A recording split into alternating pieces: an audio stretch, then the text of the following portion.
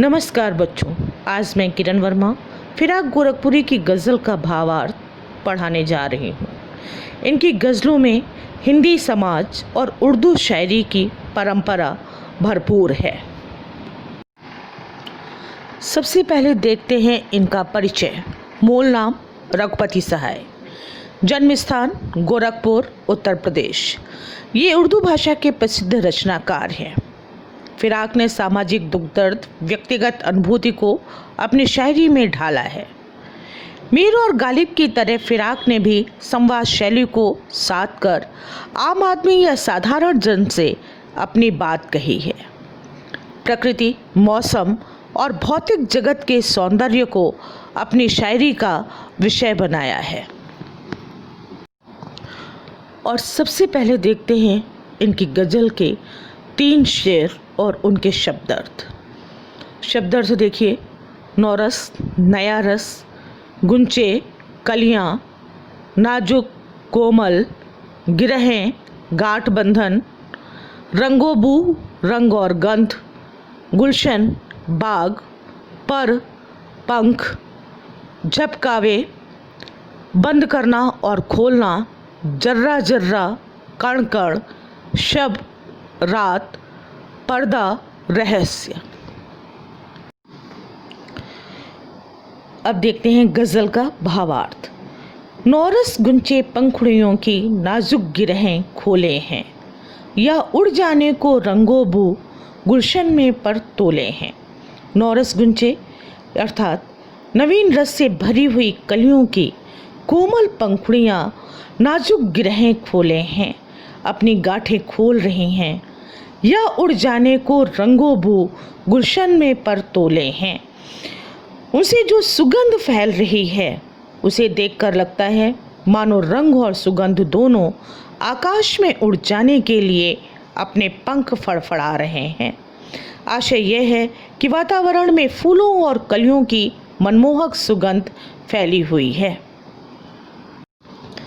तारे आंखें झपकावे हैं, जर्रा जर्रा सोए हैं, तुम भी सुनो हो यारों, शब में सन्नाटे कुछ बोले हैं। शायर कहता है, ढलती हुई रात है, तारे भी आंखें झपकाकर मानो सोना चाह रहे हैं। जर्रा जर्रा सोए है, प्रकृति का कण कण भी मानो मौन है, मानो सो रहा है। तुम भी सुनो हो यारों, शब में सन्नाटे कुछ बोले हैं। मुझे ये सन्नाटा मेरे प्रिय की याद दिला रहा है और मानो सन्नाटा मेरे साथ बोल रहा है। शायर कहता है, हे मित्रों, क्या इस सन्नाटे की बात तुम भी सुन पा रहे हो? आगे देखिए, हम हो या किस्मत हो हमारी, दोनों को एक ही काम मिला, किस्मत हमको रो लेवे है, हम किस्मत को रो ले हैं। शायर कहता है कि मैं और मेरी किस्मत दोनों एक जैसे हैं, दोनों अभाव और असफलता के कारण सदा रोते ही रहते हैं। दोनों को मानो एक ही काम मिला है और वह काम है रोना। किस्मत हमको रो लेवे है, हम किस्मत को रो ले हैं।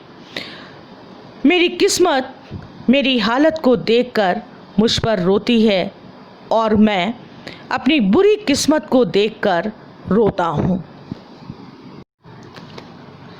अब देखिए इनका काव्य सौंदर्य। प्रकृति के सौंदर्य का सुंदर वर्णन है। उर्दू फारसी भाषा का प्रयोग है।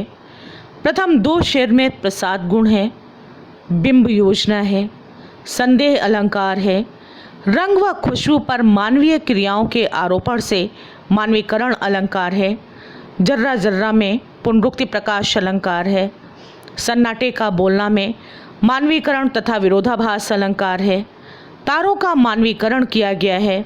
तीसरे शेर में निराशा व अकर्मण्यता पर व्यंग्य है, गज़ल छंद है। अब आगे के 3 शेर के शब्दार्थ देखिए।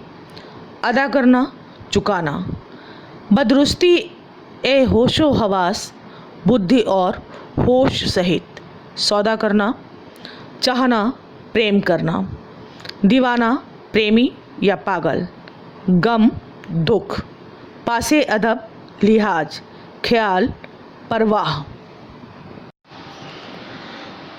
अब आगे का भावार्थ देखिए। जो मुझको बदनाम करे है, काश वे इतना सोच सके, मेरा पर्दा खोले हैं या अपना पर्दा खोले हैं। प्रिय को संबोधित करते हुए फिराक गोरखपुरी जी कहते हैं कि मेरे और तुम्हारे प्रेम के कारण समाज में मुझे बदनाम करने वाले जो लोग हैं, शायद वे मुझे बदनाम करते समय इतना सोच पाते कि मेरी बुराई करते हुए वे खुद को बदनाम कर रहे हैं। शायर ये कहना चाहता है कि बुरा करने वाले से ज़्यादा बुरा उसकी बुराई करने वाला होता है। ये कीमत भी अदा करे हैं हम बदरुस्ती ए होशो हवास, तेरा सौदा करने वाले दीवाना भी होले हैं। शायर कहता है कि मैं दुख और रोदन के रूप में बदरुस्ती ए होशो हवास यानी पूरे होश हवास में पूरे विवेक के साथ तुमसे बिछड़ने की कीमत चुका रहा हूँ। तेरा सौदा करने वाले दीवाना भी होले हैं। शायर कहता है अभी तो ये कुछ भी नहीं, तुमसे प्रेम करने वाले तो दीवाने भी हो जाया करते हैं, अर्थात प्रेम में पागल और अपने में खोए रहने वाले हो जाया करते हैं। तेरे गम का पासे अदब है, कुछ दुनिया का ख्याल भी है, सबसे छिपा के दर्द के मारे चुपके चुपके रोले हैं। शायर अपनी प्रिया को संबोधित इस शेर में कहता है कि मेरे मन में तुम्हारे वियोग से उत्पन्न दुखों के प्रति पूरा अदब अर्थात सम्मान भी है, कुछ दुनिया का ख्याल भी है। शायर कहता है मुझे तेरा पूरा लिहाज है, चिंता है, परंतु साथ ही मुझे दुनियादारी की भी चिंता है, सबसे छिपा के दर्द के मारे चुपके चुपके रोले हैं। कि जो दुनिया है मुझे तुम्हारे प्रेम में मग्न नहीं देख सकती, अतः मैं सबसे छिपा के दर्द के मारे मैं औरों से अपने दर्द को छिपाता हूँ, चुपके चुपके रोले हैं और तुम्हारे प्रेम में छुप छिप कर रो लेता हूँ। अब देखिए काव्य सौंदर्य। इन शेरों में फिराक ने प्रिय को याद करते हुए उसके वियोग से उत्पन्न मर्म का वर्णन किया है। उर्दू फारसी भाषा का प्रयोग है, गज़ल छंद है। ये कीमत भी अदा करे हैं मुहावरे का प्रयोग। तेरे गम का पासे अदब है, कुछ दुनिया का ख्याल भी है, सबसे छिपा के दर्द के मारे चुपके चुपके रोले हैं। वियोग श्रृंगार रस। चुपके चुपके में पुनरुक्ति प्रकाश अलंकार है। अब आगे के शेरों के शब्दार्थ देखिए। फितरत स्वभाव, कायम स्थापित, तवाज़ुन संतुलन, आलमे हुस्नो इश्क सौंदर्य और प्रेम का वातावरण, आबो ताब अशार चमक दमक के साथ, बेद शेर, अंजुमने में शराब की महफिल, रिंदों शराबियों को, गर्दू आसमान, फरिश्ते देवदूत, बाबे गुनह गुनाह का अध्याय, सदके कुर्बान, एजाज़े सुखन उच्च कोटि का काव्य। फितरत का कायम है तवाज़ुन, आलमे हुस्नो इश्क में भी उसको उतना ही पाते हैं खुद को जितना खोले हैं। आलमे हुस्नो इश्क में भी यानी प्रेम और सौंदर्य में फितरत का कायम है तवाज़ुन, मनुष्य की प्रवृत्ति का महत्वपूर्ण स्थान होता है। इस क्षेत्र में भी लेन देन का संतुलन बराबर बना रहता है, उसको उतना ही पाते हैं खुद को जितना खोले हैं।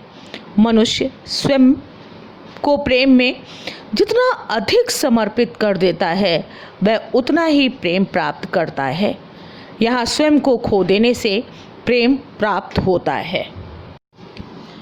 आबो ताब अशार न पूछो, तुम भी आंखें रखो हो, ये जगमग बेतों की दमक है या हम मोती रोले हैं। शायर कहता है कि हमसे हमारे शेरों और अभिव्यक्ति की आबोताब अशार यानी चमक दमक के बारे में सवाल ना कीजिए। तुम भी आंखें रखो हो, आपके पास भी आंखें हैं।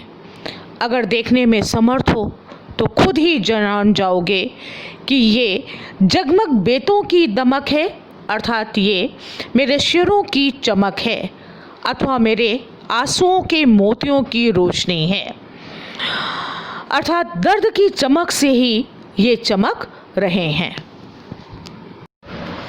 ऐसे में तू याद आए है अंजुमने मय में रिंदों को, रात गए गर्दों पे फरिश्ते बाबे गुनह जग खोले हैं। शायर प्रिय को संबोधित करते हुए कहता है कि ऐसे वातावरण में, इसमें दूसरी पंक्ति का पहले अर्थ देखिएगा कि रात गए गर्दू पे फरिश्ते, गर्दू का अर्थ होता है आकाश। तो जबकि रात गहराने पर जब आसमान में जो देवदूत हैं बाबे गुनह जग खोले हैं, यानी संसार के पाप का लेखा जोखा कर रहे होते हैं। ऐसे में तू याद आए है अंजुमने मय में रिंदों को। तो इस समय शराब की महफिल में मैं तुमको याद किया करता हूँ।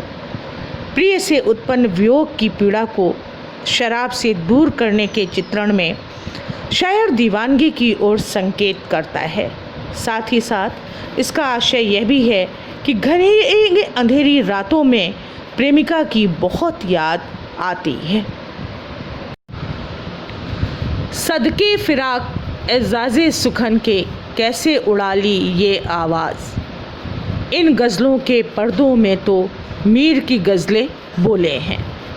फिराक कहते हैं, लोग मेरी शायरी पर मुग्ध होकर अक्सर मुझे ये कहते हैं कि फिराक, हम तुम्हारी शायरी पर सदके अर्थात न्यौछावर हैं।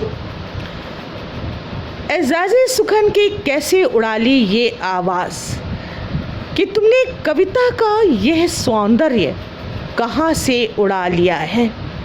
न जाने तुमने ऐसी बेहतरीन शायरी कहाँ से सीख ली। इन गज़लों के पर्दों में तो मीर की गज़लें बोले हैं। तुम्हारी गज़लों के शेरों में तो मीर की गज़लों के बोल सुनाई पड़ते हैं। मीर उर्दू अदब की दुनिया में दर्द के शायर कहे जाते हैं। फिराक ने भी स्वीकार किया है कि कहने की उनकी यह शैली मीर से प्रभावित है।